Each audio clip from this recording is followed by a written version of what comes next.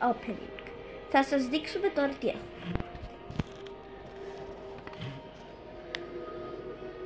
Next video. Αυτός είναι ο πρώτος διαχωριζόμενος του challenge. Ποιος θα χορέψει καλύτερα. Σωστά, διαχωριζόμενε. Ναι. Ωραία.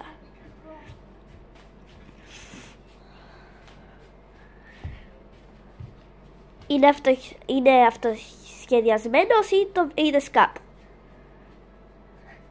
Διαχωριζόμενες, ρωτήσαμε κάτι. Το ξέρεις αυτό το χώρο ή τον αυτοσχεδίασες? Το σχεδιάσα, guys.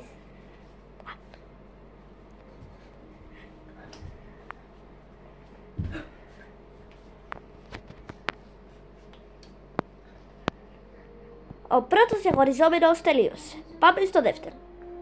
Δεύτερος διαγωνιζόμενος.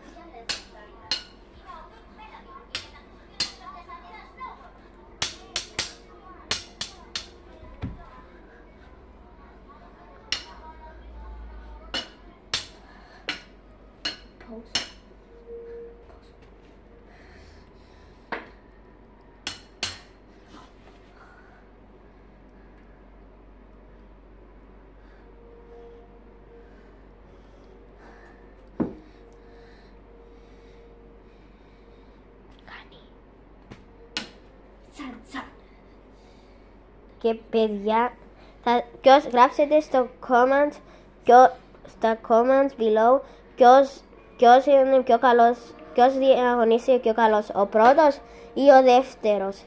Βάλτε like και subscribe. Γεια σας παιδιά!